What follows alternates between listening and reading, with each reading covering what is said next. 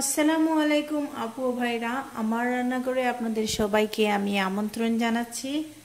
তো আজকে আমি আপনাদের জন্য একটা সহজ রেসিপি নিয়ে এসেছি। জাস্ট এটা সবাই জানে, তারপর জাস্ট প্রসেসটা দেখানোর জন্য। তো এখানে আমি বলে দিই, আমি আজকে পুডিং বানাবো। তবে ওইটা চুলাতে কিভাবে বসাতে হবে, কিভাবে বসালে সুন্দর হবে সেটা আমি দেখিয়ে দেব। তো বানাবো ছোট পুডিং। তো সেক্ষেত্রে আমি এখানে 2টা ডিম নিয়েছি, আধা কাপ দুধ, ঘন দুধ নিয়েছি, এখানে কনডেন্স মিল্ক আছে কাপের 4/1 ভাগ। ক্যারামেলের জন্য আমি 4 টেবিল চামচ চিনি নিয়েছি। ভ্যানিলা এসেন্স আমি 1 টিস্পুন দিব। তো পরের প্রসেসটা আমি বলে দিচ্ছি। তো প্রথমে আমরা ক্যারামেলটা করে নেই। ক্যারামেলটা করে নিলে আমাদের জন্য সুবিধা। তো সেক্ষেত্রে আমি ছোট্ট এর আগে আমি আপনাদেরকে দেখিয়ে দিই আমি কিসে বসাবো। আমি এইরকম ছোট ছোট বাটিতে আমি আজকে আমার পুডিংটা আমি বানাবো। সেক্ষেত্রে আমি ক্যারামেলটা আলাদা পাত্রে করে নিচ্ছি। ক্যারামেলের জন্য আমরা চিনিটা দিয়ে দেব।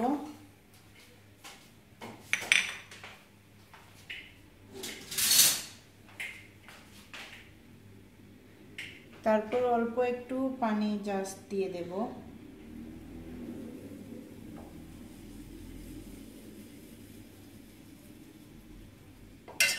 তো আমরা ক্যারামেলটা করার পর্যন্ত অপেক্ষা করছি। তো আপুরা আমাদের ক্যারামেলটা রেডি।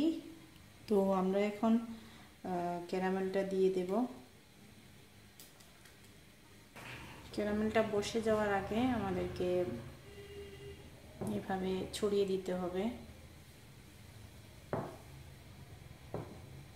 ঠিক কিভাবে। তো আমরা ক্যারামেলটা বসে যাওয়া পর্যন্ত আমরা বাকি ইনগ্রিডিয়েন্টসগুলো আমরা রেডি করে ফেলবো। তো আপুরা আমাদের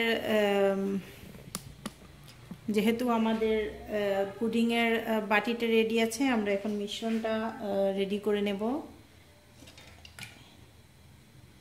ডিম দিলাম, দুধ। আপনারা যদি কনডেন্স মিল্ক দিতে না চান তাহলে অসুবিধা নাই। কনডেন্স মিল্কের বদলে আপনারা দিতে পারেন চিনি। আর এটা এত কিছু করা লাগবে না, জাস্ট মিশালেই হবে। তো মিশানোর পর আমি আপনাদেরকে দেখাচ্ছি। ভ্যানিলা এসেন্স দেব, আমি ভ্যানিলা এসেন্স দিয়ে মিশাবো। তো আপুরা আমাদের মিশ্রণটাও রেডি হয়ে গেছে। এখন আমরা এটা বাটিতে ঢেলে দেব।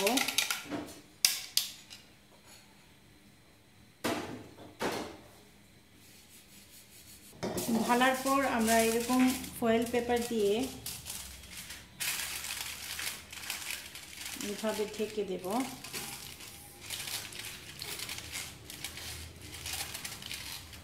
আপনাদের কাছে যদি এইরকম ফয়েল পেপার আপনারা ইজিলি পাবেন।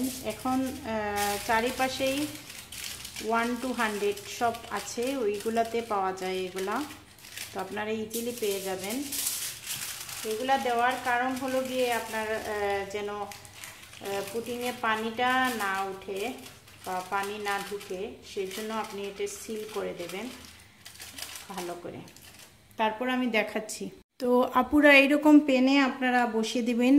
নিচে আপনারা দিয়ে দেবেন টিস্যু পেপার কিংবা পাতলা কাপড় দিয়ে দেবেন। এইরকম বসানোর পর আমরা এতে গরম পানি দিয়ে দেব।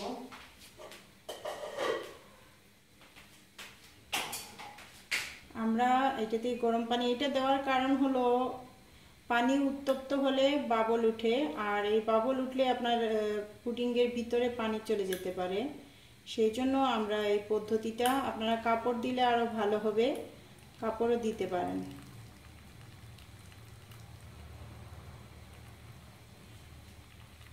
তো আপুরা আমরা চুলাতে বসিয়ে দিয়েছি। এখন আমরা এই লিডটা লাগিয়ে দেব।